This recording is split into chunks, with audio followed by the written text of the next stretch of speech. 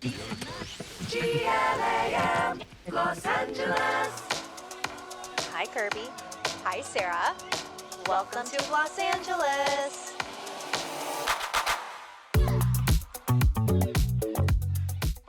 He actually needs no introduction because if you have seen the title of this episode, you know who he is. Chris Appleton, sexiest man alive. Sexiest glam Sexiest alive. Glam alive, which I think we all, the general Agree. public agrees. Agree. Congratulations. It's very sweet. I mean, I feel excited that they are recognizing the industry, the beauty world and stuff. Because, obviously, as professionals, it's our job to, help make people look and feel their best. But it's nice to be, recognized in that realm. And, everyone looked great. It was a nice list. Yeah. Wait, were you surprised? Or because this is the first time they've done it, yeah? Yeah, it was the first time they've done it. Was I surprised? No, I mean, I just think it's fun. Yeah. I don't know. I think it's fun. I don't take it too seriously. It's a nice little, it's nice. And I think it's great that, I think my passion has always been to make sure that people, in the beauty industry are celebrated and, recognized for the hard work and craft that they do. Because it is, it's a multi-million-dollar world that, there's so much money to be made in beauty. And I think for a long time, I know for my perspective, it was very much you were told like, oh, you're just a hairstylist, or you're just a makeup artist. And no one is just anything. But it was almost like, you kind of got this like staff logo, and I don't think anyone should be treated that way. Everyone, especially because it's like an art form, you've been creative and, I mean, we all get pushed into stereotyped, roles. So I just think it's really exciting. It felt just very modern, I guess, in a way. You know what I mean? It's like fun. Yeah. And I mean, you guys are so important. These women, your girls cannot live without you. I know, they look pretty good, honestly. Sometimes I tell them, I'm like, you look great with nothing on. Yeah. But it's, not the no clothes, but just as it, I mean, honestly, everything. No, but sometimes like no makeup, no hair. Right. It's actually nice because like not everyone gets to see them like that. Yeah. And it's actually quite nice because you're creating something, you're telling a story every time you get ready, whether it's like a pop star or movie star or, it might be for a campaign where they need to look, very girl next door. Every time you're getting someone ready, you're telling a story. Totally. It's just so fun to be part of that storytelling process, for sure. But I mean, you're like minimizing your talent, sir. Like we did this Bulgari campaign together and it was like we had like an hour and we were live streaming it, right? And Chris did like 4 different looks on me in this hour and I was just like so stunned and every look was so different and you were able to do it like you're extremely talented. So yes, we are also very happy you're being recognized. No, that was a great one to do. I think that's probably one of the things that a lot of people don't recognize about the job or don't realize is that it really is like a fast-paced moving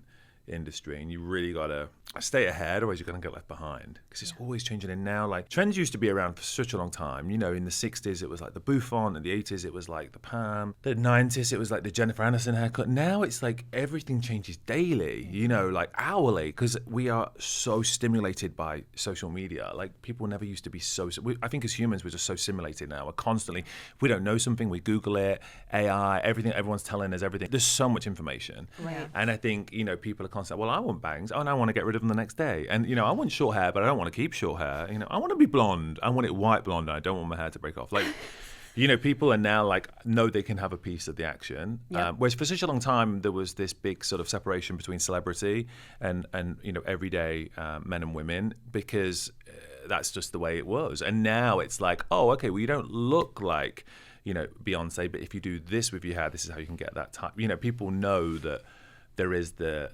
not the in-between person, but I guess someone like me that will be like, okay, well, you don't look like J-Lo, but this is how we do our hair, and everyone's like, oh. Yeah. When you break it down, it seems relatively easy. Yeah, it's democratized. I think now. The sort of space between like celebrity and like I say, everyday men and women has come closer now, and I think that's great. Because I don't believe in that superior thing. I think it's great to be able to share, and it's great to have idols and people to look up to. But I always think it's even more rewarding when you feel like you can, have a piece of it or touch it slightly, or like, oh, I love the way they dress, and this is how, or the way they do the hair, So I think that's the power of social media, and I love that. I think it's great. Totally. It made the world a smaller place, and I think it made people feel. There's 2 sides to it, of course. I know there's always another side to it, and I'm not, saying there isn't. But from the positive side, there's a lot to be taken from. Yeah, definitely. Okay, Chris, we have to ask you. what is on your face? Your gorgeous, sexiest Glam Alive face. Or like, what products are you obsessed with right now? It can be for your hair too. Okay, so for my face, I'm as a British man, I didn't grow up around sun. If you live in England, it's pretty much grey and rainy most days of the year. So I wasn't really educated about the importance of skincare. And moving to LA, I quite quickly realized the damaging effects of the sun. So my skincare routine has been pretty consistent. I use the TNS Advanced Repair Serum from Skin Medica. It's great. It plumps up the skin, gets rid of fine lines and wrinkles, and I find it evens out the skin tone. And that's kind of just been my go-to. I think it's very popular with a lot of people. Moisturizer-wise, I love La Mer. I know there's always this debate about it. Love La Mer. The cream is easier to apply than the thicker one. What's the thicker one Oh, called? so you mean the moisturizing cream versus the creme de la Yes. Mer? Yeah. The Because cream lighter. you have to warm it up in your hands. No, I and like the it's- other one where you just dip your finger and slap it on. Yeah, I honestly pretty low key. I do all the steps, but I'm not like a 12-step person. Yeah. I actually really love Charlotte Tilbury's got this spray. I don't remember what it's called. It's like a toning spray, and it just smells so nice. It smells like you're spraying something great on your face, but it's like a toner, and it evens out the skin tone again. Yeah. And then, she has an elixir, like a lip balm, which is a new thing for me. But I don't know why my lips just get dry lately. I know. All the talking. Yeah. All the talking. And maybe the also cooler the weather. weather. Yeah. Which is so. I like it when you use a product that's like not overly fragrance, but when you're using it, it feels like a luxurious thing. Sensorial. Speaking our language. Yeah, it's it just very feels important. special. I was lucky enough to work with her. We did the big makeover on Drew Barrymore on the show, and she sent me all her products. And I was, skeptical at first because I get sent a lot of stuff, but I actually really liked it. I think it's great. Her skincare is really good. The skincare is We really love good. Charlotte. Yeah, She's totally. our doll. We love her. Her darling. magic cream is great. really beautiful too. And then hair-wise, I was blonde, and obviously I've recently kind of gone back darker, just because I like to change it up. Is this your natural hair color? Yeah, I mean, the ends are lighter from the old blonde, but it's funny, like, when people are really opinionated. They're like, why have you got dark hair?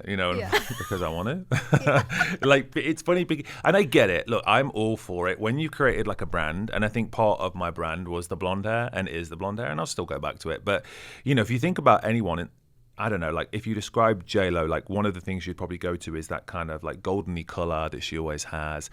Lady Gaga, platinum blonde. Chapel, she has that red.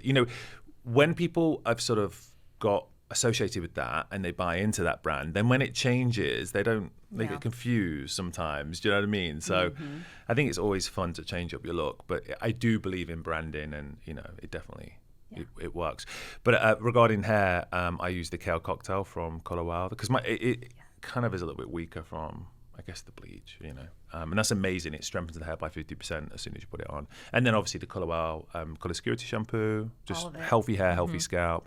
And then I have my Money Hair Mask, which I love. I use that all the time because it doesn't weigh the hair down. You have you turned tried me it? on to. I haven't tried it, but you turned me on to ColorWow. I'm obsessed with the Dream good. Coat. Like Good. I can't live Dream without Coat's it. great, So good. And then that kind of was my entry point into the brand. I think it is for a lot of people. Yeah. Yeah, that or the Money Mask. Have you tried the Money Mask? No, I Oh, want okay, to. have to. It How do we really use is that? amazing. Is it just like an overnight? I mean, I think one Or of the not things. overnight, sorry, but like after shower or in shower? In shower. I wanted it to be fast. I feel like traditionally with a lot of masks, it's like a 20-minute ritual that most people just don't do. You have the idea of doing it, and that one self-care Sunday you have, but then life gets in the way and reminds you that, it's not a It's spa time for day that, today. yeah. It's time to get on with life.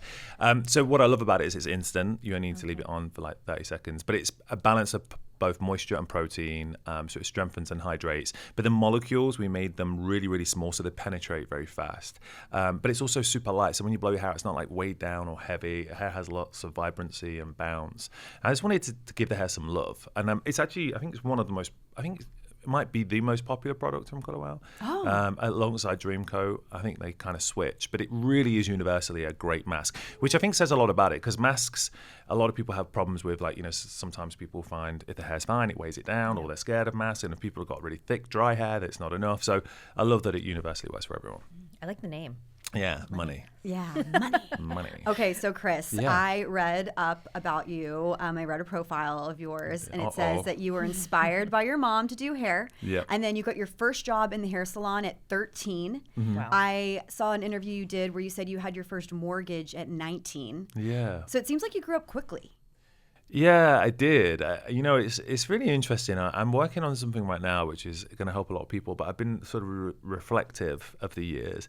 And it's so funny. There's so much you just forget about, and looking back, I posted this thing the other week where I was on a TV show in the UK, and I won it. I won this TV show. It was a little bit like the Bake Off, the When Great you were British 27, Bake Off. right? Yeah. I saw that. It was so cute. It was cute, right? I was like, oh my God, I remember him. I was just a different person back then. Even my voice was different. Like, it was so much more British. It's definitely softened.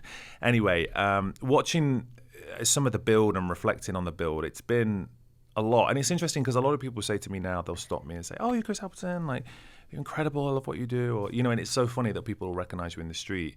But no one really sees the grind and how long it takes to become, successful. And I'm still doing what I always did, which was just, I started with my mom, that's true. And, I realized at a very, very young age, I had the ability to make people look good by, creating, but then also feel good, which was very magical for me because I was like, wow, it's like a superpower getting to make people feel good. It universally is like, it just works and it's priceless. And I think so many people go through their daily lives unrecognized. People, they don't know who they are. They're not always seen, and they're very much sort of living the life they were taught to have as a child. And I think realizing that, that doesn't have to define you and you can evolve both in a physical form, and in an emotional form, I think is really powerful. So I think trying to bring that out in people has worked really well. Because it is a 360 thing. You're not just doing people's hair. It's a whole, universal approach to, helping people to realize that they can break through boundaries and barriers that we quite often put up ourselves. Yeah. Like, oh, I can't do that. And it's like, well, why can't you? And it's like, well, I guess I've just always been told I can't, or I just believed I couldn't. When you actually give people, the key to sort of opening that door up, it's kind of interesting how things can evolve. Right. I ask you this question because I'm curious if you're satiated by the success you've had. Yeah. And also if you look back and wish that you had been a kid for a little bit longer than you... starting a job at 13, yeah, it kind of impedes in just being a kid mentality. Totally. I was always so focused to do well. Like, I think I was kind of quite bullied at school because I did hair. I think people thought it was weird that I did hair and had a job. I only worked on the Saturdays, but, I didn't sort of want to be different, So I guess when you do get bullied, it definitely motivated me to sort of prove people wrong. And I was also dyslexic at school, which I don't think it's spoken about enough. Dyslexia is like, it was really tough when I was a kid because I just felt stupid. I didn't know what the teacher would be going on about. You stand in front of a board and they'd say, memorize this and write it down. It just didn't mean anything. Now I realize, like, if I speak about something and if I discuss something, I can do it with flying colors. But dyslexia is just a different way of learning, and it wasn't recognized when I was a kid. So I think also because I sort of was told I wasn't good enough or I was stupid, I was really determined when I found something I was good at, which was hair, to be the best at it. Because I was like, okay, I'll show everyone I'm not stupid, And obviously now there's so much more visibility. I don't know if there's enough visibility, but different people learn in different ways, and that's kind of more understood now. Whereas when I was a kid, it was you were put in a it was you learn this way, like you put into a box, and if you didn't, you were stupid or lazy, and that's why I don't like boxes. Yeah. Do you that's feel why I've satiated, always fight outside of them.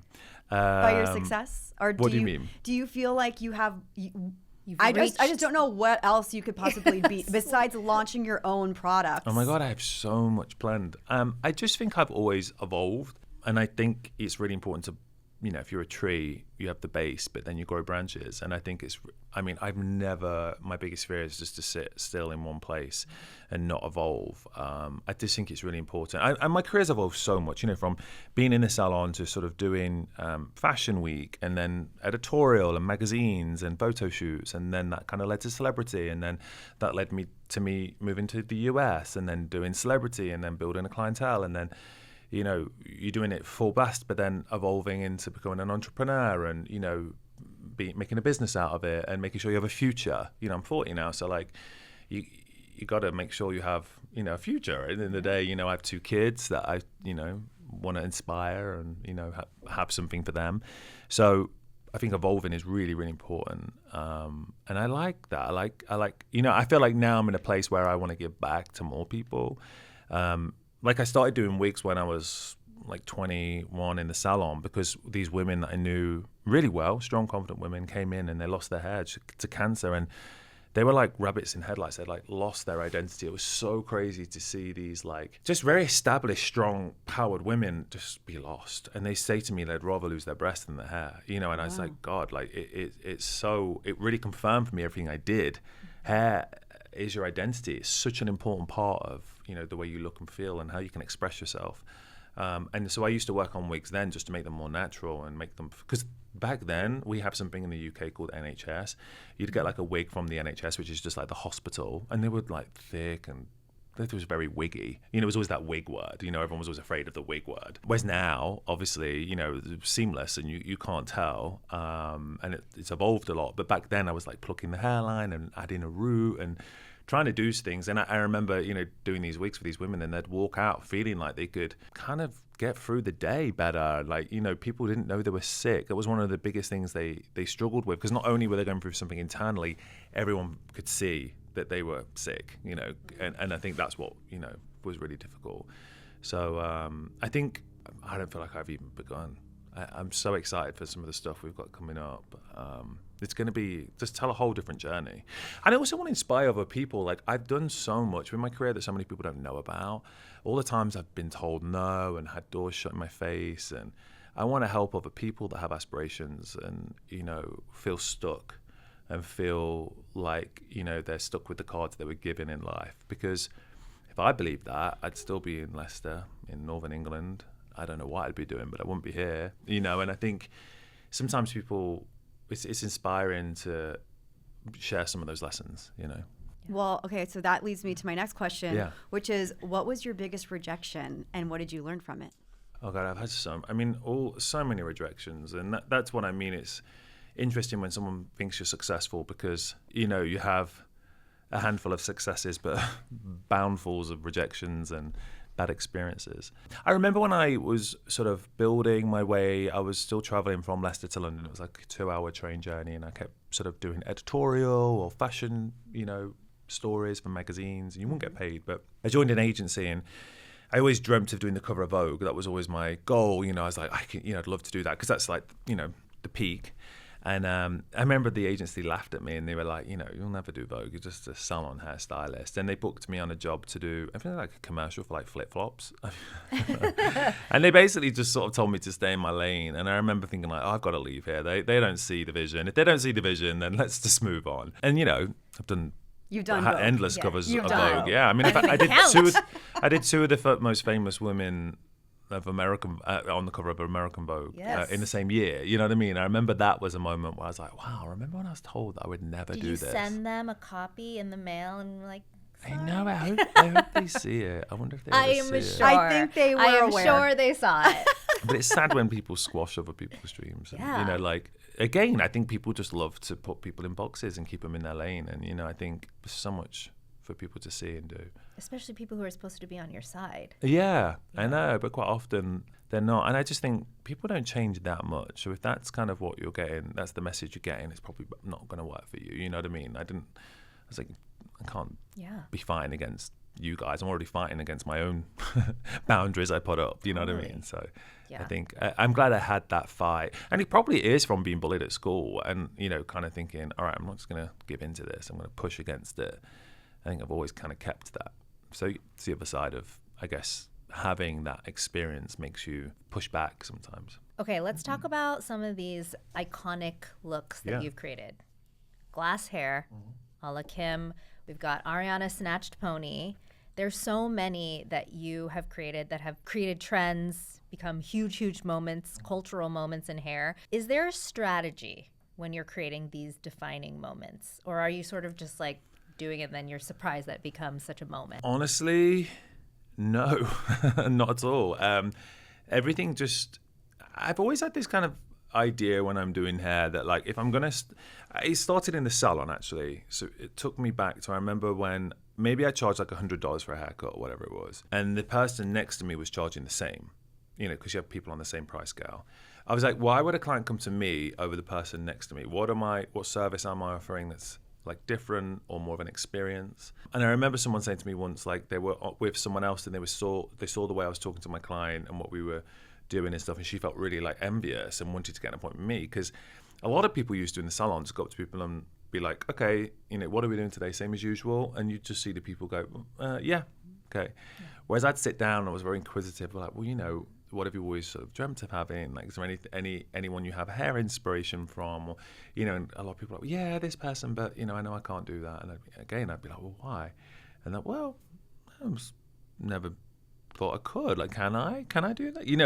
And once you start opening this, they might not even pick it up on that day, but eventually they start to go, well, I was thinking about what you said. And, it's just human nature that it kind of goes down that route. And I think it's the same with a client I've worked with. I'm like, okay, well, for example, Oriana, when I first started working with her, like, she had the ponytail. She was very much known for that. I was like, how can I add, like, everyone's going to go and do a ponytail. And I think she was doing a hair test because she was looking for someone new at the time. I was like, everyone's going to go and do a ponytail. So what is it that's going to be different? And I remember we had these hair hoops on the top. Remember the hair hoops with the braid? And I think I made the ponytail longer. I think it was just longer or something and fuller. And I guess when you show people, what you can do more. I mean, there's two ways. I would say yes or no. It's fine either way. But it's just in me to sort of want to open things up and say, well, have you ever tried this? And I don't know. Like I say, I just don't like putting people in a box. I like to just explore. And that seems to work. I don't know. People seem to like that. Because like I say, it's never forceful. Sometimes we've spoke about doing stuff and it just didn't work at that time. But, it might come up a year later. Oh, remember we were going to try that? And that's when they're ready. Whatever. It's just the right timing.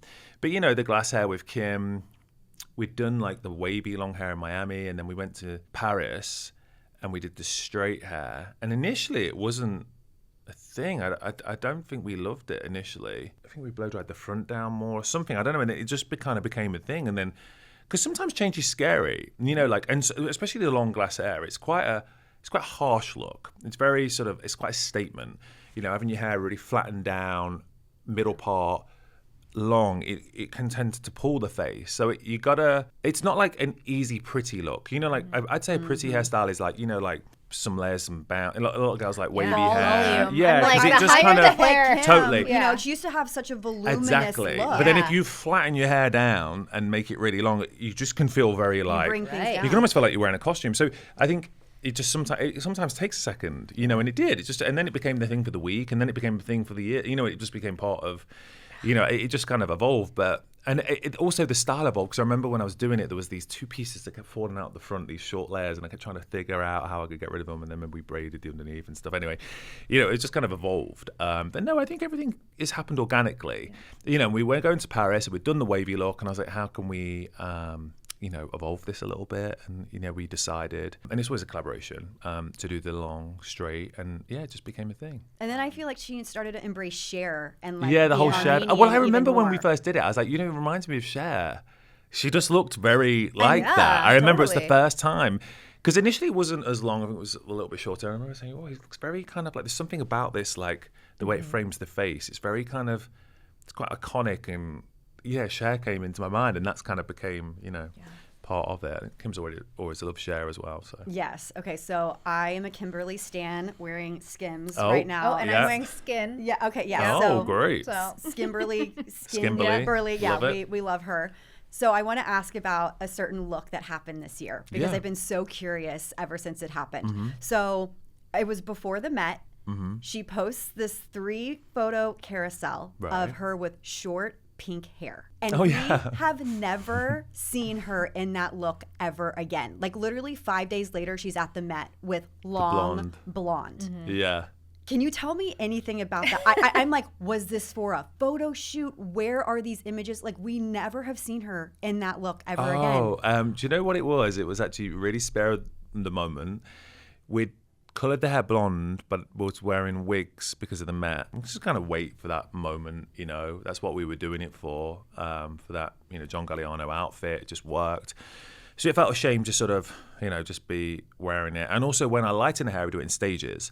So, initially it's kind of more yellowy, and then you lighten it again and do the roots. It's a whole process. And we were covering it with wigs, and I think we were just literally, I was there and we were doing, I think we'd been on a photo shoot, and then I had this pink wig, and we just said like, oh, let's do the pink hair. Because we'd done pink hair on her before, but never short. Yeah. And it was just kind of like we were having fun. We were just kind of being creative. That and was fun. a wig. That Yeah. short pink, that was a To wig. cover Yeah. the blonde for the Met Gala. Yeah. Okay. Yeah, it was a wig. Wow.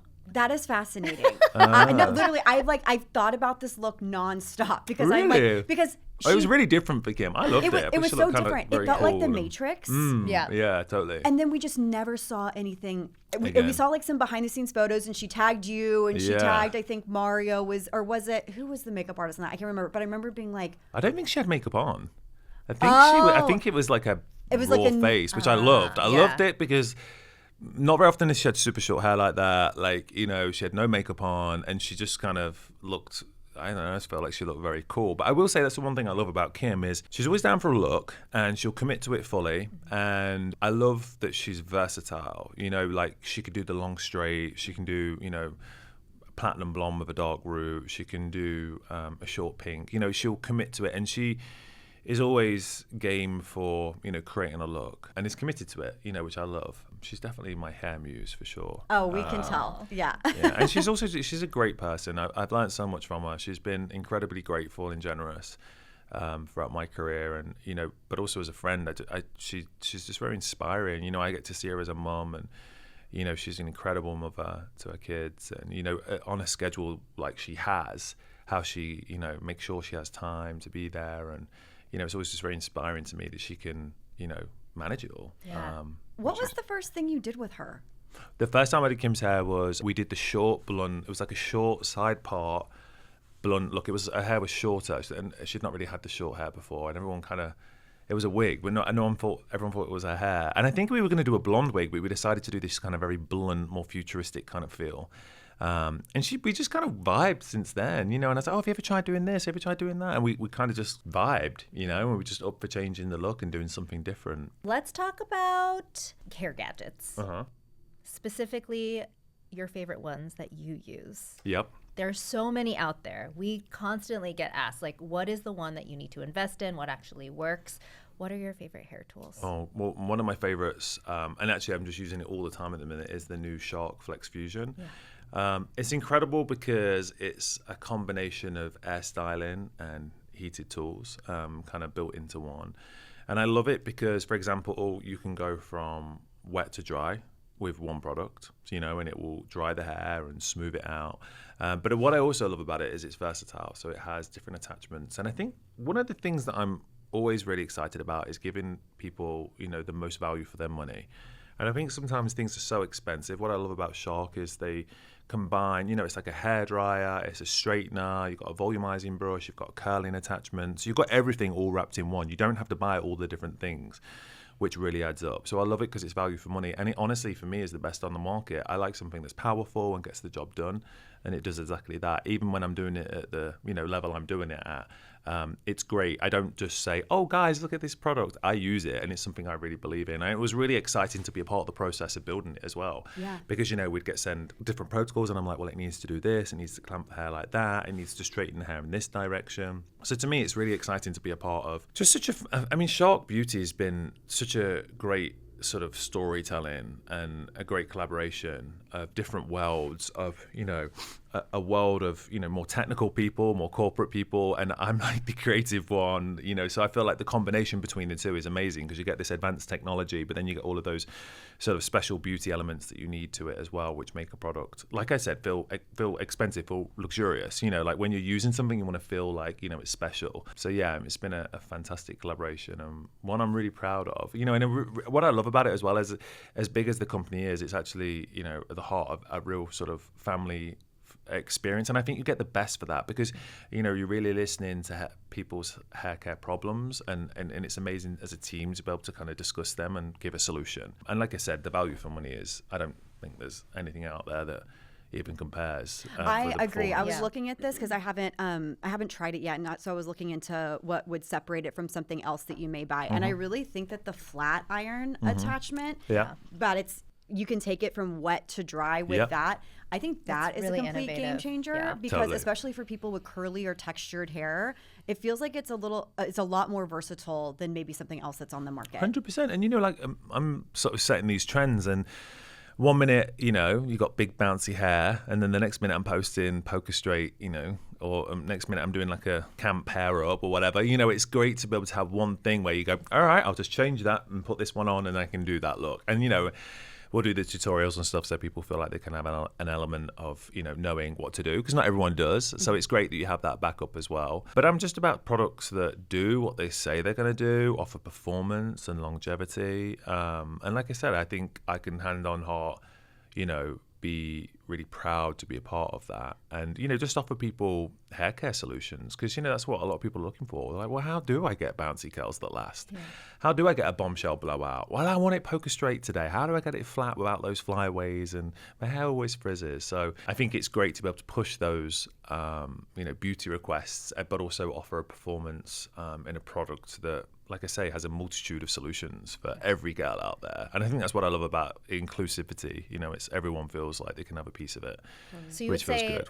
that it is for everyone. But yeah, totally. Okay. Yeah, there's different attachments for all hair types. But also if you want to go against your hair type and change it and, you know, just have flexibility, I think that's really important. I was telling Kirby I used it before. Oh, gorge. Before it came, thanks. I was like, oh my God, am I using this right? Chris is going to like analyze it. I know. Anyways, It's like judging my hair. yeah, Should do I a was tutorial. Like, it has to, That's the one yes. thing everyone says when they see me, like, are you judging my hair? And I'm like, no. They're like, you're looking at me. I'm like, I don't know. Yes, I'm yes, tell me what just you looking want. at your face. I don't know. do. Everyone's like, you're looking at me. But girls do this funny thing. They're like, you're looking at me. Oh, it's a mess. It's a mess. It's not time. Yeah. It's Yeah, a mess. yeah, And I'm apologize, like, like, oh my I didn't God. say You're anything. already putting yourself down so that you can't Yeah. do it. It's so funny. There's certain things that people do, like hair extensions are so fun, because when people have not had hair extensions, they say, you know, they have them in, they're like, you know, I'm just going to have it for a little bit of volume. I don't want any length. I'm just going to have like a little bit of volume. You put it in and it's probably 6 inches longer than their own hair. And they're like, I'm going to keep it. shall I keep it? Like, we can always cut it later. That's me. And then the next time you do it, it's like, like they're like, if it's not longer. touching my ass, I don't want it. Yeah, You know, like it's Oh, yes. I think it's just like addictive. You know, they're like, oh, I'm just gonna have some volume, and then they're You want to like, be modest about it, and then Yeah, you're like, fuck it, I who know. cares? Here I Yeah. am. they're like, you're already I doing it. I could just like cut it later.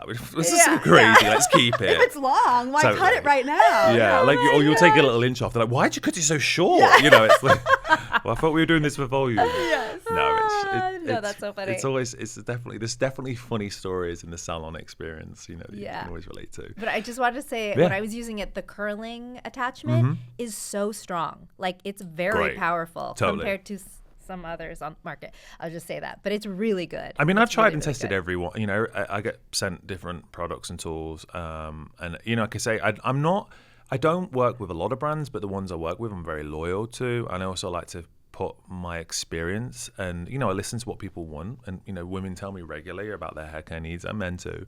So it's really important that, you know, we put all of that together and offer a product that people really feel like they can get the best from. And again, it's kind of tried and tested by me. I mean, every experience, I need something fast, I need something that works, you know, and not something gimmicky that's not gonna, you know, for example, the curl attachment, like it needs to grab the hair, suck it up, curl it, take it out effortlessly, curls that last, you know, the blow dry attachment, you know, effortlessly goes through the hair, gives it that volume.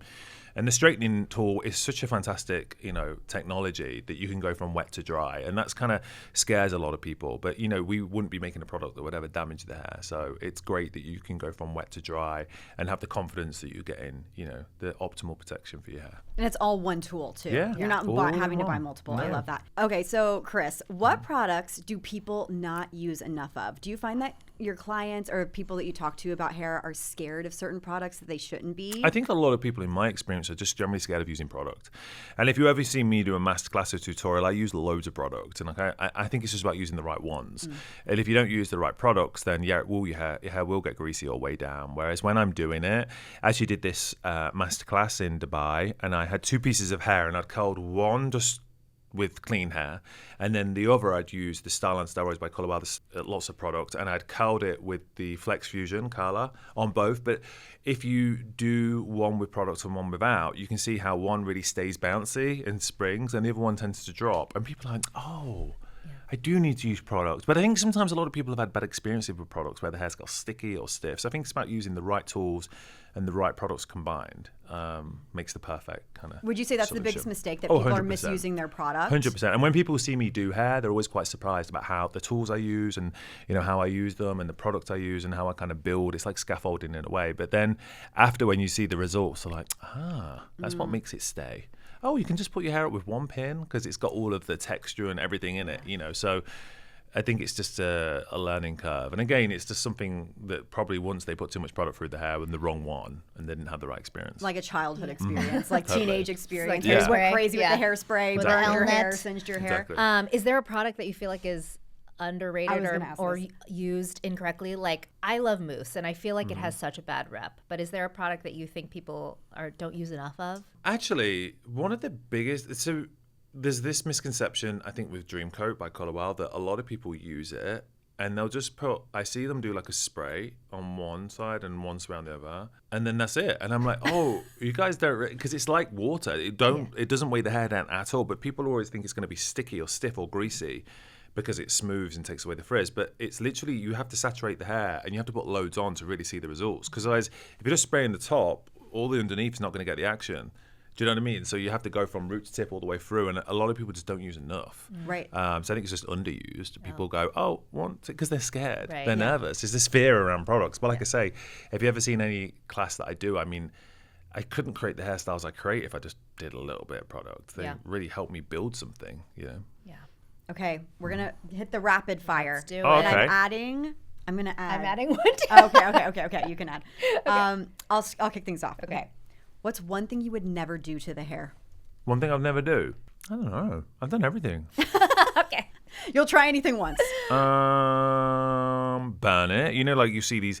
Oh, that's probably my pet hate. Like sometimes I see people do like curling iron curls, or they'll do something with curling iron, and they just leave it on for ages. I'm like, oh my god, like people don't realize that hair is a fiber. You've got to you're burning it. It's like a silk shirt. Once you burn it, you can't repair it. You know what I mean? Like you can mask it, but you got to really kind of make sure you look after the hair you've got. And a lot of people get a bit crazy with the heat tools sometimes. That's why I love the Shark range, because it's no damage to the hair. It's just air styling. It's not going to damage the hair, and you get the results. So I think the wrong use of hot tools sometimes. Who is your dream celebrity or client that you haven't worked with yet? Whose hair have you been like, oh my gosh, I want to touch it?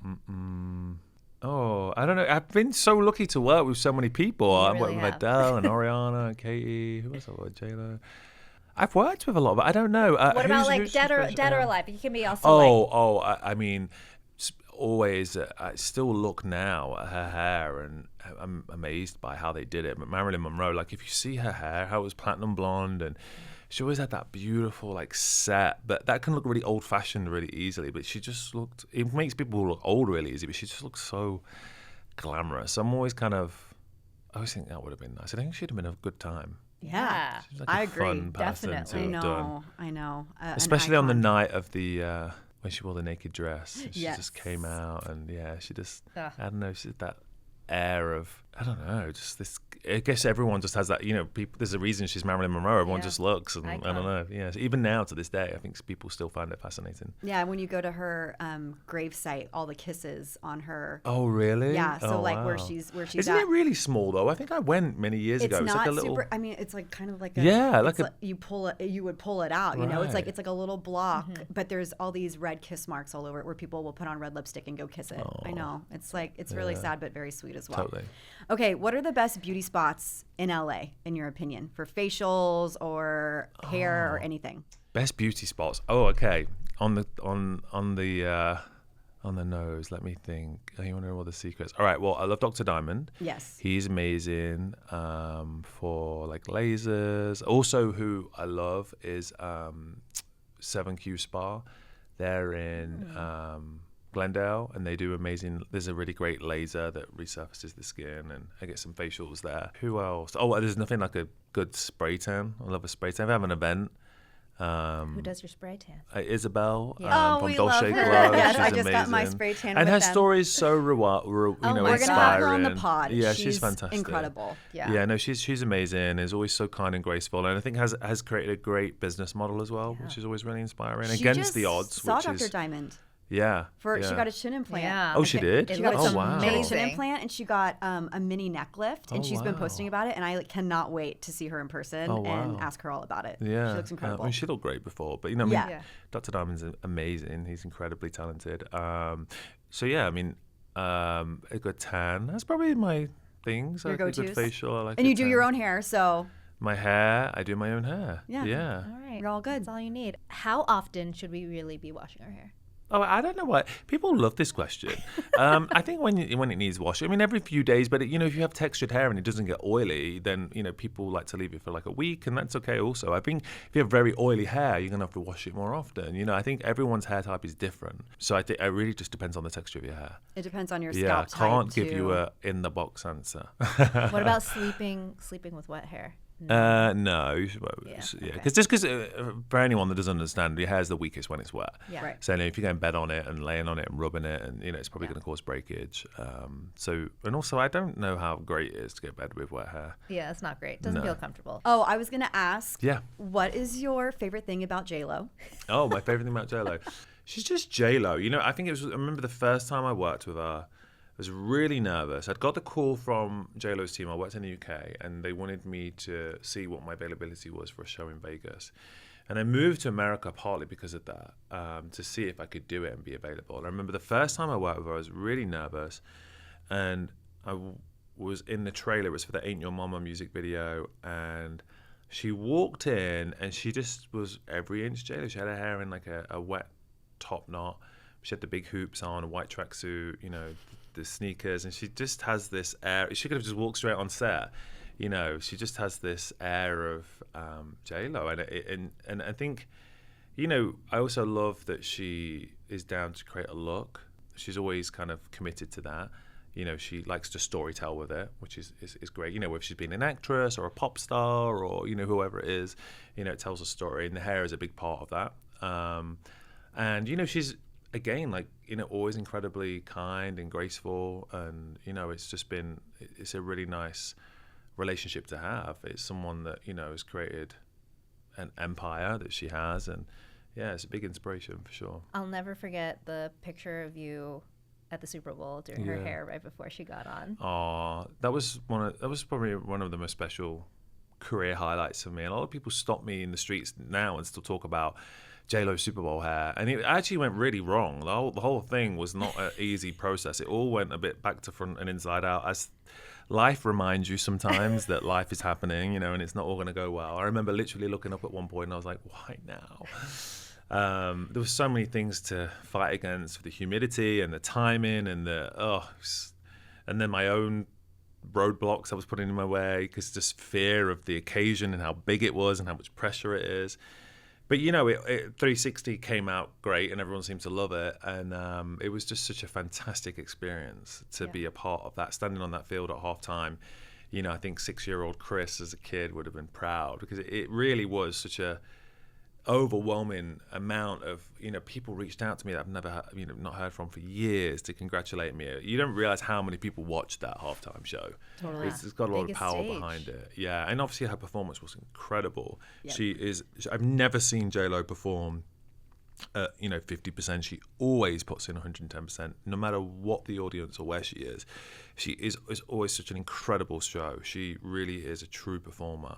And when I saw her performance, I was like, how do I give hair worthy of this performance? She was upside down, inside and flip, and I really wanted to bring the hair alive with it, and just move with her. But it was a really special experience for sure. And then lastly, what is something that people don't know about Kim as someone who is close Kim? with her? Yes. I think just how genuine she is. She's very genuine and heartfelt, and I think an incredibly inspiring person to be around, with all the different things she deals with in her world, from Skims to acting. She's a lawyer, and just all of the Getting people out of jail. Totally, it's an incredible human. I always say, I think she's always such an inspiration, but also very kind with it. She's very generous. She's been incredibly supportive of me and my career and the people around her, you know. And one thing I would also say as well with Kim, it doesn't matter how successful she's got or how rich or whatever it is that, you know, people